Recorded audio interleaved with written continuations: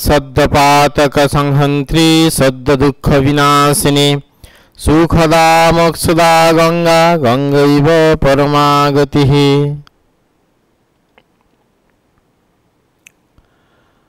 माँ गंगार चरणे भक्तिपूर्ण प्रणाम जाने।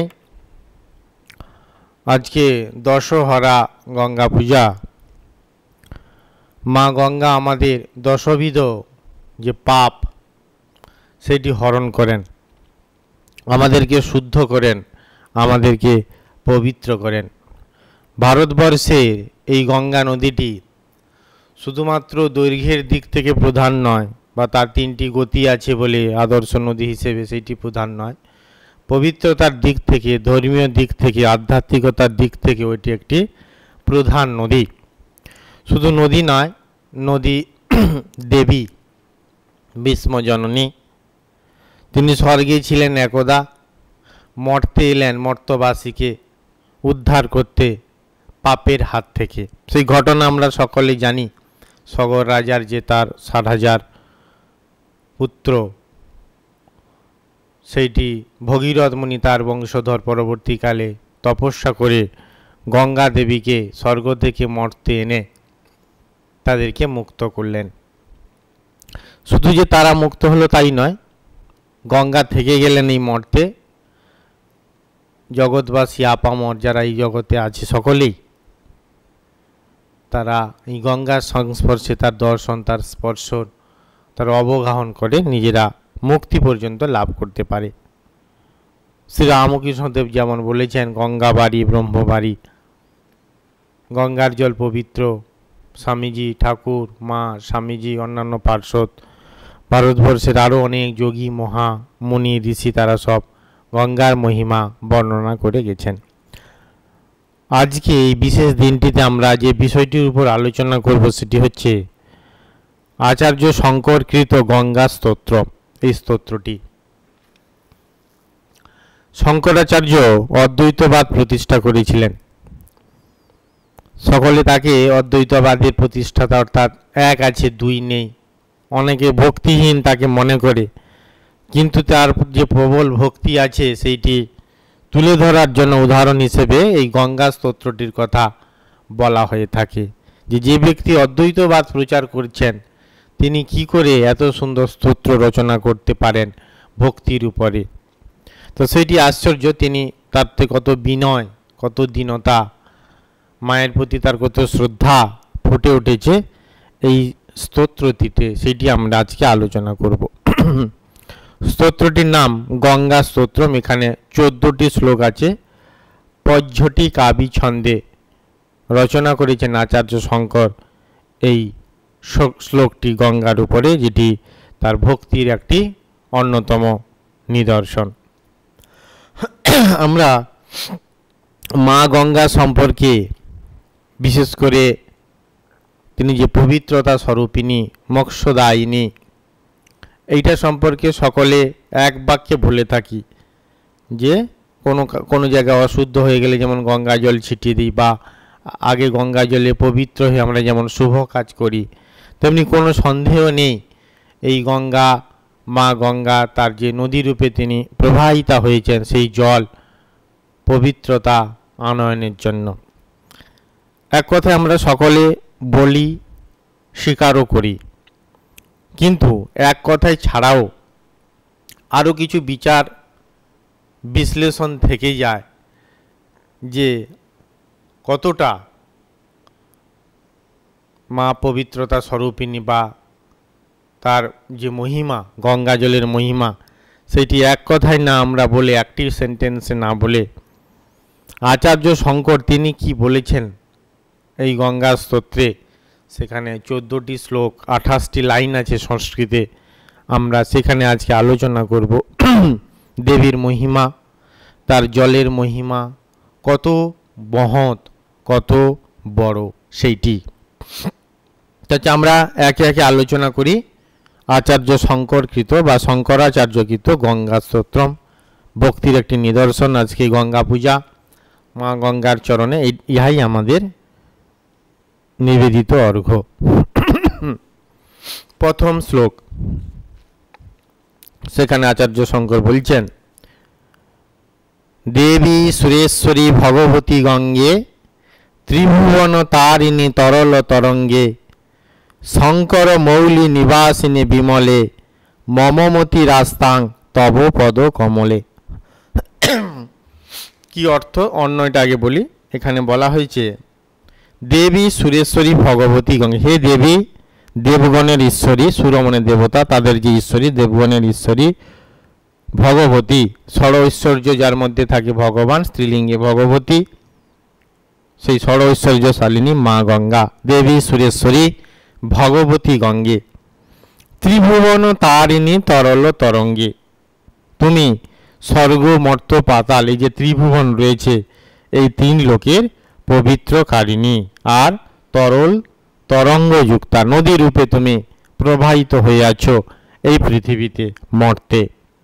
শঙ্কর মৌলি নিবাসিনী বিমলে, মানে কি মহাদেবের মস্তকে নিবাসিনী, নির্মলা, তার মল নেই, নোংরা নেই, কলুষ তাকে কেউ করতে পারে না।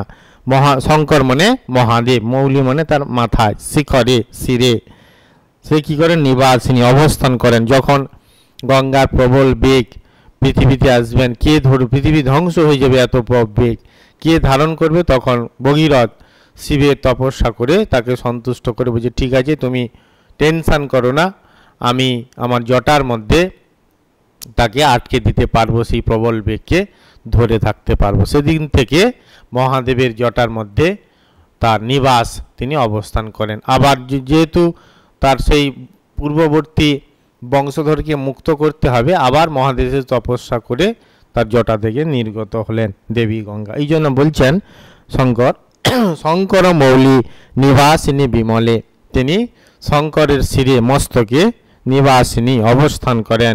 মম মতি রাস্তাং তব পদ কমলে, আমার যে মতি বা চিন্তা বা ভক্তি সেটি যেন থাকুক তব পদ কমলে, তোমার পাদ পদ্মে। এটি বলছেন আচার্য শঙ্কর প্রথম শ্লোকে। কি অর্থ দাঁড়ালো? বলছেন সুরেশ্বরী ভগবতী ত্রিভুবন তারিণী তরল তরঙ্গ যুক্তে শঙ্কর মৌলি নিবাসিনী বিমলে দেবী গঙ্গা, তোমার পাদপদ্মে আমার সুমতি হোক, আমার ভক্তি হোক, আমার মল লাগুক, এইটি তিনি বলছেন তার রচিত যে 14টি শ্লোকে গঙ্গা স্তোত্রমটি তার প্রথম শ্লোকে। দ্বিতীয় শ্লোক সেখানে বলছেন ভাগীরথী সুখদায়িনী মাত, তব জল মহিমা নিগমে খ্যাত, না হং জানে তব মহিমানং, ত্রাহি কৃপাময়ী মামম অজ্ঞানম।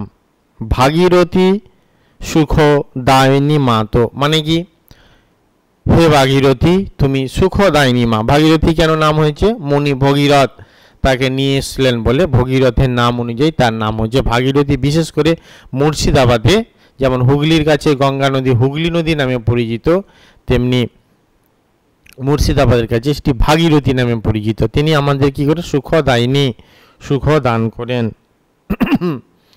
তব জল মহিমা নিগমে খ্যাত, তোমার যে জলের মহিমা, নিগম মানে বেদ, বেদাদিতে প্রসিদ্ধ খ্যাতি আছে।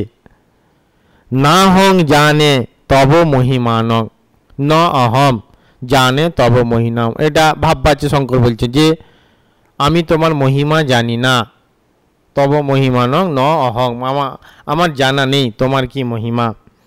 ত্রাহি কৃপাময়ী মাম অজ্ঞানম, হে কৃপাময়ী আমি জ্ঞানহীন, আমাকে ত্রাণ করো। কি ভক্তি! আচার্য শঙ্কর এত জ্ঞান দিয়েছেন, জ্ঞান প্রচার করেছেন, জ্ঞানকাণ্ডের উপনিষদের জ্ঞানকাণ্ডের উপরে তার বেশি আলোচনা, কর্মকাণ্ডের চেয়ে জ্ঞানকে তিনি বেশি প্রাধান্য দিয়েছেন। অথচ এই স্তবে আমরা দেখলাম কি বিনীত ভাব, তার বলছে যে আমি জ্ঞানহীন, আমার জ্ঞান নেই, তুমি আমাকে ত্রাণ করো, রক্ষা করো, এরকম তিনি ব্যাখ্যা করেছেন। অর্থাৎ মূল অর্থটাই ভাগীরথী সুখদায়িনী মা, তোমার জলের মহিমা নিগমে খ্যাত, আমি তোমার মহিমা জানি না, হে কৃপাময়ী অজ্ঞ আমাকে ত্রাণ করো, আমি অজ্ঞ আমাকে ত্রাণ করো। তৃতীয় শ্লোক হরিপাদ পদ্ম তরঙ্গিনী গঙ্গে, হিম বিধু মুক্তা ধবল তরঙ্গে দূরী কুরু মম দুষ্কৃতি ভারং কুরু কৃপয়া ভব সাগর পারম। হরি পাদ পদ্ম তরঙ্গিনী গঙ্গে। কি অর্থ বুঝে? হে গঙ্গে, হরির পাদ পদ্ম হইতে তুমি তরঙ্গ আকারে নির্গতা। আমাদের গঙ্গার এই পৌরাণিক কাহিনী দেখলে আমরা দেখতে পাবো কখনো শিবের জটা থেকে, কখনো জন্মমুনির জানু থেকে, ওই জন্য তার নাম জাহ্নবী। আবার ভগীরথ নিয়ে গেছেন বলে ভাগীরথী। আবার হরি পাদপদ্ম হইতে তিনি নির্গতা হয়েছেন, স্ফুরিত হয়েছেন তরঙ্গ আকারে, ওই জন্য তাকে বলা হয় হরি পাদ পদ্ম তরঙ্গিনী গঙ্গে। তারপরে কি বলছেন শঙ্কর? হিম বিধু মুক্তা ধবল তরঙ্গে। কি মানে? বলছে তুষার চন্দ্র এবং মুক্তার ন্যায় তুমি শুভ্র তরঙ্গযুক্তা। আমরা যদি এই তার উচ্চগতি গঙ্গোত্রী গোমুখ এই দিকগুলোতে যাই, তার যে কলক, তার যে উচ্ছ্বাস এত শুভ্র, এই কথাটি ওইখানে প্রযোজ্য। এত শুভ্র, এত এই যে মুক্তার মতো, তুষারের মতো, সেটি কিন্তু প্রত্যক্ষ হয় বাহ্যিক এবং আভ্যন্তরিক দুদিক থেকেই। দূরী কুরু মম দুষ্কৃতি ভারং। আমার দুষ্কর্মের ভার তুমি দূর করো। প্রাচীন সংস্কার বসে প্রারব্ধ কর্মের ফল হেতু আমি যে দুষ্কর্মগুলো করে যাচ্ছি, জানতে হোক অজান্তে হোক, সেই তার যে ভার, সে যে জমে আছে, সেই কর্মগুলো, কর্মের ফলগুলো তুমি সেগুলো রিমুভ করো, দূর করো, এটি আমার প্রার্থনা। কুরু কৃপয়া ভব সাগর পারম। কৃপাপূর্বক ভব সাগর হইতে আমাকে পার করো। সংসারের যে সমুদ্র, সংসারের যে বন্ধন, যন্ত্রণা, দুঃখ, কষ্ট, একটি ছোট ঘূর্ণির মধ্যে মন যে আবদ্ধ হয়ে থাকা, এখান থেকে তুমি আমাকে রেহাই দাও। কি বলছেন? হরির পাদপদ্ম হইতে তরঙ্গ আকারে নির্গতা এবং হিম চন্দ্র ও মুক্তার ন্যায় শুভ্র তরঙ্গ যুক্তা গঙ্গে আমার দুষ্কর্মের ভার দূর করো এবং কৃপাপূর্বক আমায় ভবসাগর হইতে উদ্ধার করো। চতুর্থ শ্লোক। তব জলম অমলম येन নিপীতম পরম পদং খলু তেন গৃহীতম মাতর গঙ্গে তৈয় ভক্ত কিল তং দ্রষ্টুং ন যম শক্ত। কি বলছেন? তব জলম অমলম येन নিপীতম, বলছে তোমার নির্মল জল যার দ্বারা পীত হইয়াছে, যে পান করেছে, যে খেয়েছে, পান করেছি আমরা বলি, তরল পদার্থকে খাওয়া না বলে পান করি বলি আমরা। তো তোমার নির্মল জল যে পান করেছে, যাহার দ্বারা প্রীত হইয়াছে, পরম পদং খলু তেন গৃহীতম, তাহার দ্বারা নিশ্চয়ই সর্বশ্রেষ্ঠ লোক প্রাপ্ত হইয়াছে। লোক মানে স্থান। আমরা যেমন ভূলোক বলি, দুলোক বলি, স্বর্গলোক বলি, মর্তলোক বলি, তুমি লোক মনে হচ্ছে একটি স্থান। সর্বশ্রেষ্ঠ লোক সে লাভ করেছে। কে? যে তোমার এই নির্মল জল পান করেছে। মা তোর গঙ্গে তৈজ ভক্ত। মা গঙ্গে, যে তোমার ভক্ত, তোমার প্রতি যার অন্তরে টান আছে, ব্যাকুলতা আছে, ভালোবাসা আছে, শ্রদ্ধা আছে, কিং তং দ্রষ্টুং ন যম শক্ত, তাহাকে যম নিশ্চয়ই দেখিতে অসমর্থ। যম তাকে দেখতে পায় না, অর্থাৎ তার মৃত্যু নেই, সে অমর। যম তার কাছে ঘেঁষতে পারে না। কে কার কাছে পারে না? না তোমার নির্মল জল যে পান করেছে। কি তার গুণ, কি তার মহিমা, বলছে তার অমর হয়ে যাবে, যমরাজও তার কাছে আসতে পারবে না। কি বললেন? তোমার অমল জল যে পান করিয়াছে সে সর্বশ্রেষ্ঠ ধাম প্রাপ্ত হইয়াছে। মা গঙ্গে, যে তোমার ভক্ত, তাহাকে যম নিশ্চয় দেখিতে অসমর্থ, অর্থাৎ সে অমর, তার মৃত্যু নাই, শুধু গঙ্গা জল পান করলেই হবে। আচার্য শঙ্কর এখানে এই কথাই বলেছেন। পঞ্চম শ্লোক। পতিত ধারিণী জাহ্নবী গঙ্গে খণ্ডিত গিরিবর মণ্ডিত ভঙ্গে ভীষ্ম জননী খলু মুনিবর কন্যে পতিত নিবারিণী ত্রিভুবন ধন্যে।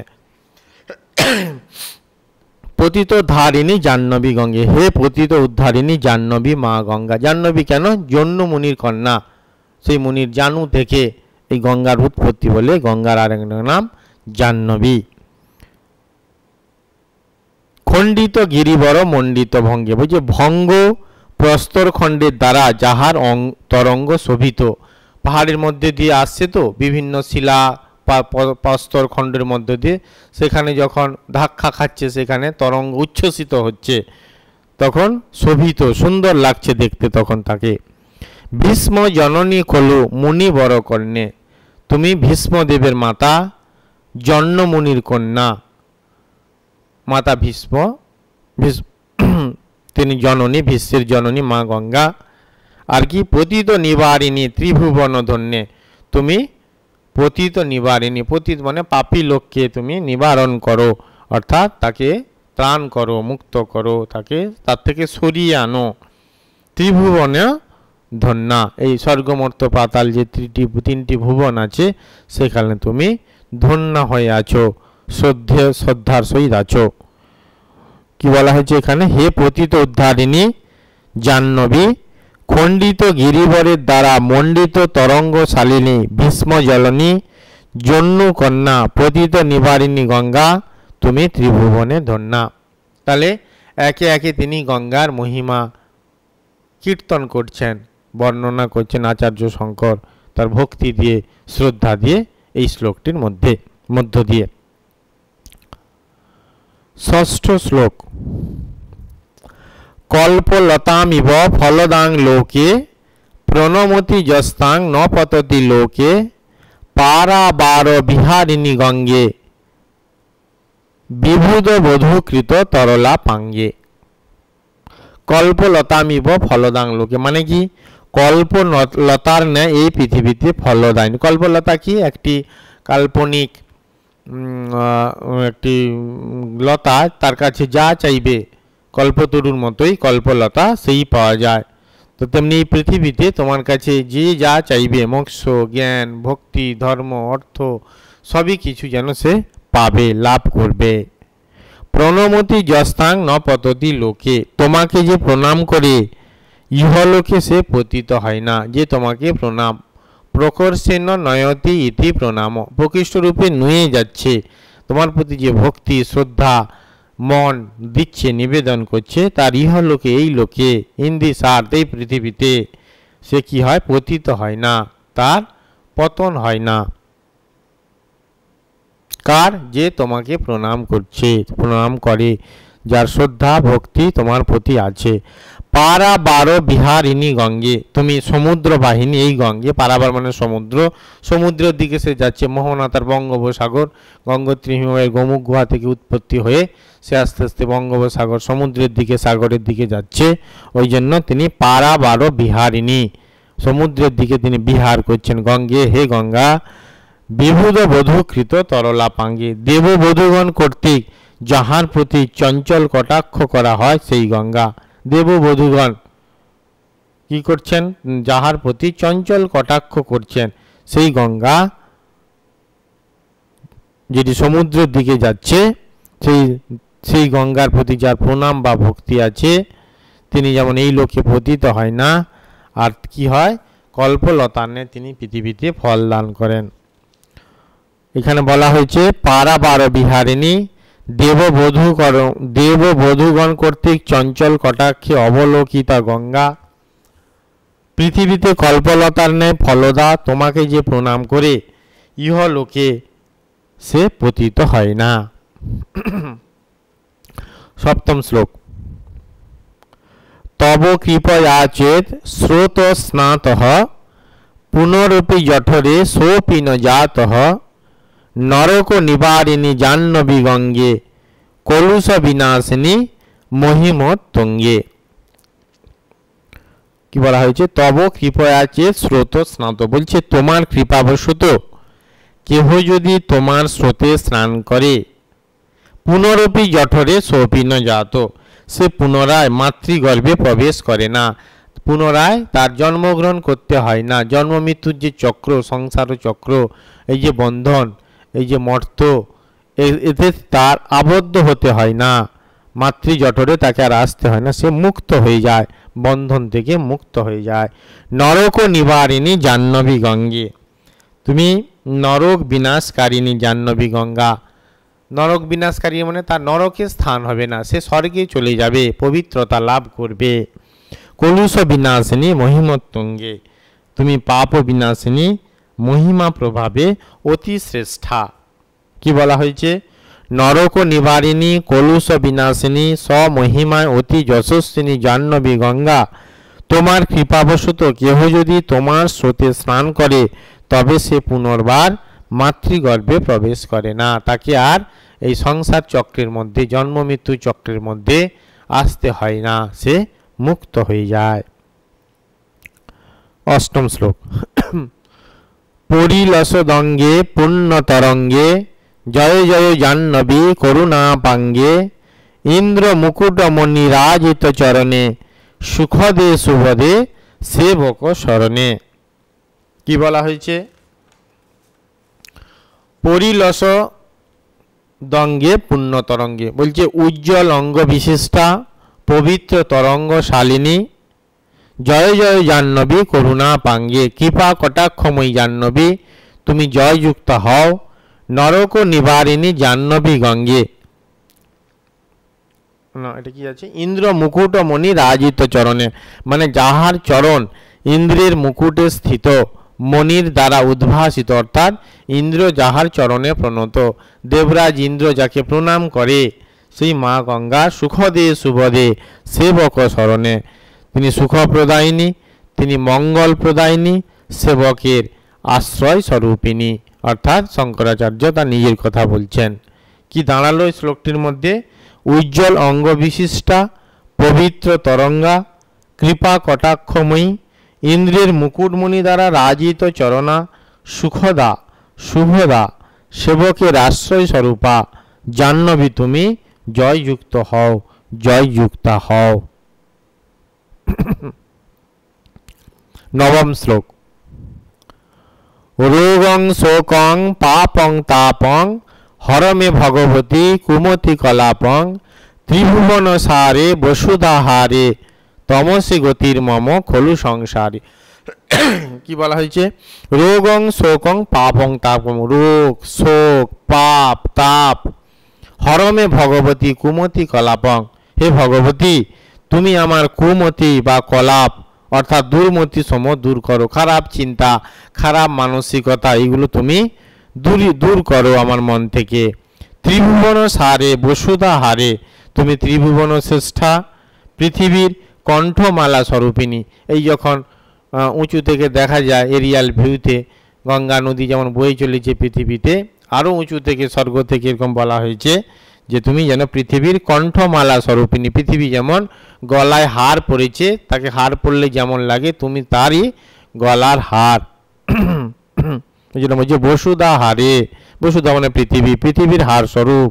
তমসে গতির মম খলু সংসারে, তুমি নিশ্চয়ই এই সংসারে আমার একমাত্র গতি, তাছাড়া আমার অন্য কোনো গতি বা উপায় নেই। কি বলা হয়েছে? ভগবতী তুমি আমার রোগ শোক, শোক মানে প্রিয় আত্মীয় স্বজনের বিচ্ছেদে যে কষ্ট তাকে বলে শোক, রোগ শোক পাপ তাপ কুমতি কলাপ দূর করো। ত্রিভুবন শ্রেষ্ঠা বসুধার হার স্বরূপা, তুমি নিশ্চয়ই সংসারে আমার একমাত্র গতি, একমাত্র খুঁটি। সব কিছু চেঞ্জ হয়ে যাচ্ছে, সরে যাচ্ছে সংসার, কিন্তু তুমি নিত্য, তুমি আমার একমাত্র গতি, আমি তোমাকে ধরে থাকি। দশম শ্লোক।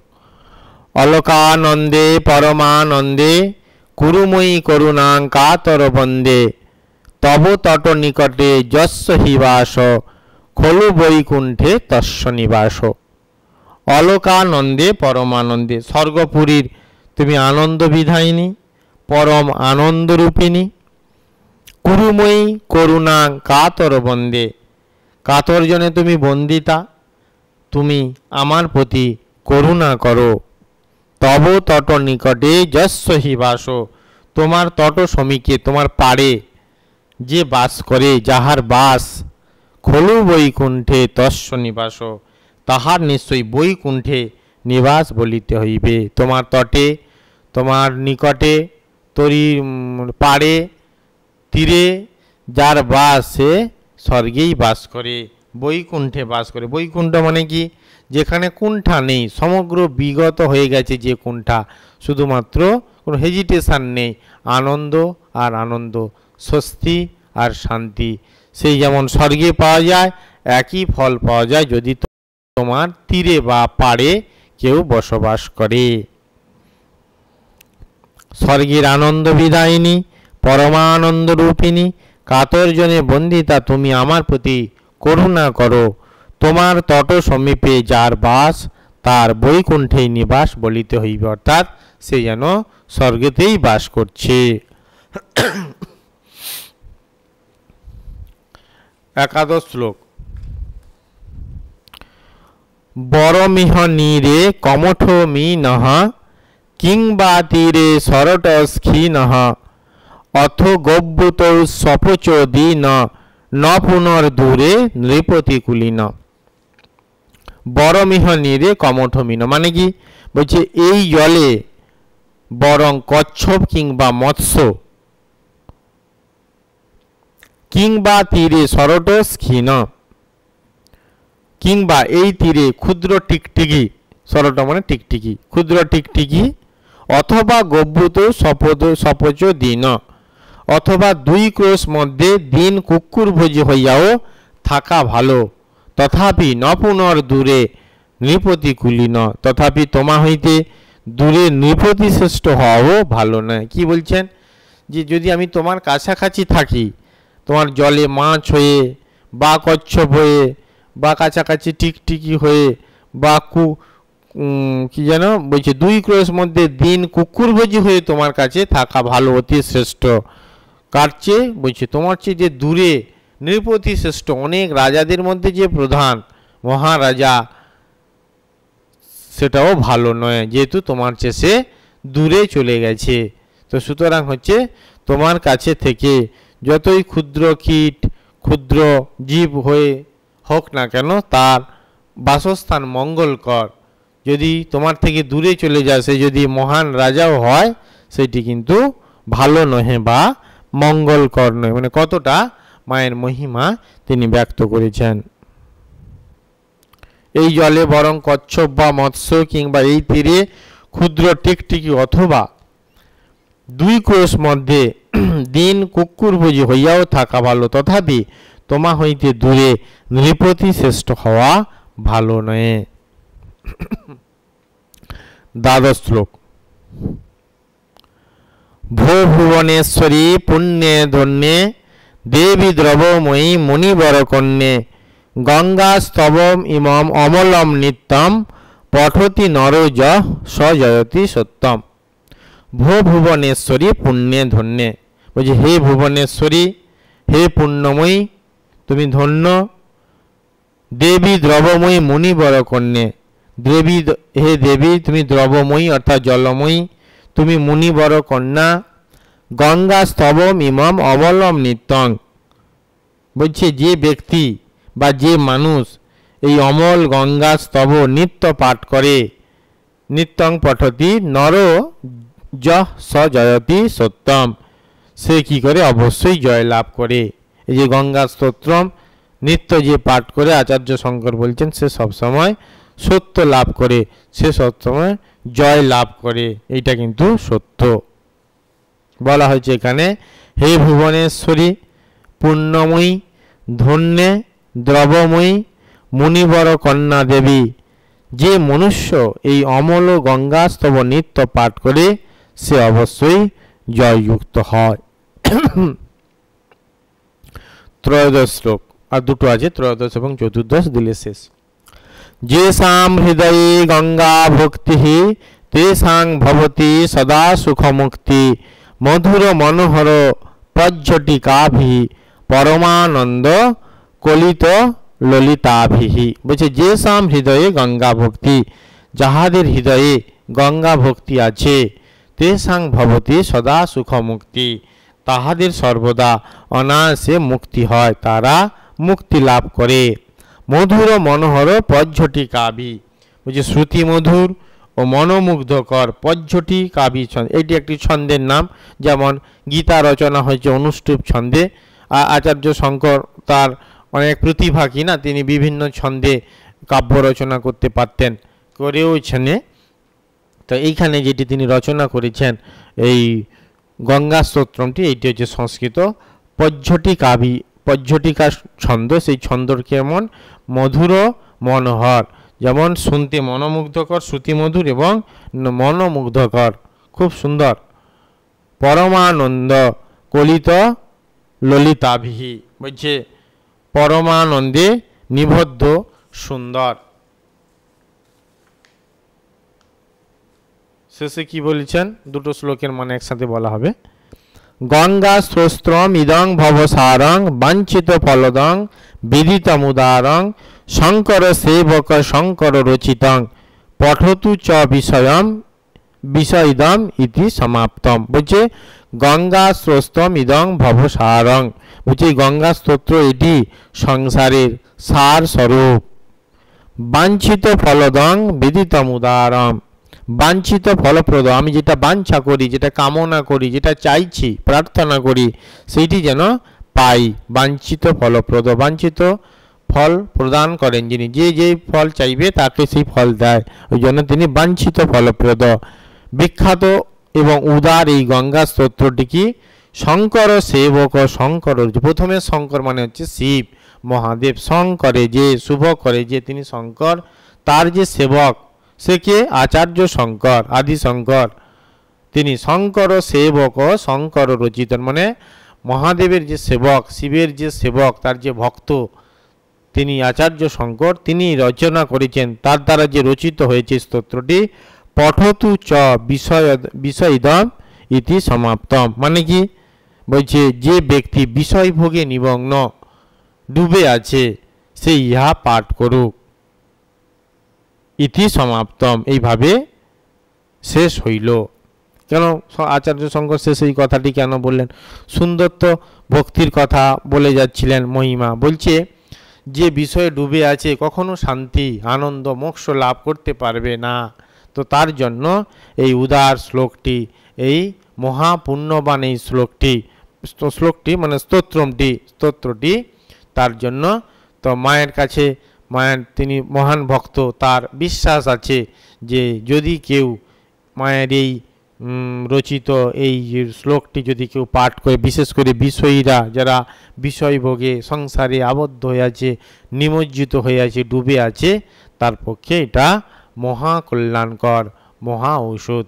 শাস্ত্রে অনেক জায়গায় গঙ্গার জলকে মহৌষধম বলা হয়েছে, সেটি মহা ঔষধ। আমাদের বিজ্ঞান মহারাজ বিজ্ঞানানন্দজি তিনি যখন ওষুধ দিতেন, একবার এরকম আছে বেলুর মঠে, তিনি তখন প্রেসিডেন্ট, হোমিওপ্যাথি ওষুধ দিতেন। তো একজনের খুব হয়েছে, রোগ হয়েছে, তখন ওষুধ নেই, এমনি গঙ্গার জল দিয়ে দিয়েছে ভগবান শ্রীরামকৃষ্ণের নাম উচ্চারণ করে, আর আশ্চর্য তার কিন্তু রোগটি ভালো হয়ে গেছে। তো যে শুধু ঔষধ নয়, মহৎ ঔষধম, মহান মেডিসিন যেন এই গঙ্গার জল। তো সুতরাং এই জল যে পান করবে, যেমন আমরা আগে আলোচনা করলাম, তেমনি স্তোত্রটি যে পড়বে আচার্য শঙ্কর, বিশেষ করে বিষয়ীরা যারা ভগবানকে ভুলে আছে, তারা নিমজ্জিত হয়ে আছে বিষয়ে, তারা অবশ্যই এটা পাঠ করুক। উদ্দেশ্য কি?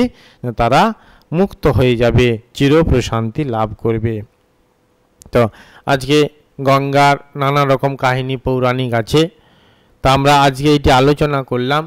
আচার্য শঙ্করকৃত গঙ্গা স্তোত্রমটি পর্যটিকা ছন্দে যে রচিত হয়েছে, এখানে মায়ের মহিমা কীর্তন হয়েছে, তার জলের তার যে খ্যাতি সেইটি বর্ণনা করা হয়েছে, এবং তারই সঙ্গে আচার্য শঙ্কর যে ভক্তি সেইটিও প্রদর্শিত হয়েছে মা গঙ্গার প্রতি। আমাদের জন্য কি করে গেলেন আচার্য শঙ্কর? বলছেন যে এই যে আমরা বিষয়ী যারা নিমগ্ন হয়ে আছি, তারা অবশ্যই যেন এটি পাঠ করলেই হবে। গঙ্গা জল যেমন পান করলে সে জয়যুক্ত হবে, সত্য লাভ করতে পারবে, তেমনিভাবে যে যদি এই স্তোত্রটি পাঠ করে তার কিন্তু মঙ্গল হবে, কল্যাণ হবে, সে কিন্তু সংসার বন্ধন থেকে আস্তে আস্তে ছিটকে বেরিয়ে আসবে, চির প্রশান্তি আনন্দ এবং মোক্ষের পথে সে যেতে পারবে। তো এই পবিত্র দিনটিতে এই গঙ্গা পুজো দশহরা, তিনি দশবিধ পাপ আমাদের হরণ করেন, আমাদেরকে মুক্ত করেন। আমাদেরকে শান্তি এবং আনন্দ দান করেন। প্রথমে শ্লোকে আমরা দেখলাম, সেখানে বলা হয়েছে সদ্য পাতক সংহন্ত্রী, সদ্য দুঃখ বিনাশিনী। পরে নয়, সদ্য এখনই তিনি কি করেন? দুঃখকে বিনাশ করেন। সুখদা মোক্ষদা গঙ্গা, তিনি সুখ দান করেন, মোক্ষ দান করেন। সুখদা মোক্ষদা গঙ্গা, গঙ্গৈব পরমাগতি, হে গঙ্গা তুমি আমার পরম গতি। তো মায়ের চরণে প্রণাম জানাই আজকের এই বিশেষ দিনটিতে। তিনি আমাদেরকে মুক্তি মোক্ষ দান করুন, শান্তি ও আনন্দে রাখুন। তার যে গঙ্গার জল, তার যে সৃষ্টি, তার যে পাপহারিণী, তিনি যে পতিত উদ্ধারিণী, সেই শ্লোকে একটি বর্ণনা আছে, সেইটি উচ্চারণ করে আজকে আমাদের আলোচনা এখানে সমাপ্তি করব। গঙ্গা বৈরী মনোহরি মুরারি চরণ অচ্যুতম, ত্রিপুরারি শিরাশ্চরি পাপহারি পুনাতু মাম। ওম শান্তি শান্তি শান্তি। হরি ওম তৎসৎ। শ্রীরামকৃষ্ণার্পণমস্তু।